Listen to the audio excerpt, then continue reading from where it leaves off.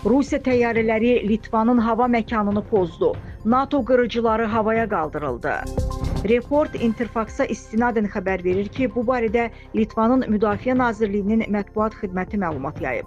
Litva Hərbi Hava Qüvvələri Kibartay yaxınlığında dövlət sərhədinin pozulması faktını aşkarlayıb. Rusiyanın Su-30 təyyarəsi və İl-78 yanacaq doldurma təyyarəsi ehtimal ki, Kaliningrad vilayətində yanacaq doldurma təlimləri keçirib. Litvanın hava məkanına təxminən 700 metr daxil olub və hava məkanında təxminən 18 saniyə qaldıqdan sonra onu tərk edib deyə məlumatda deyilir.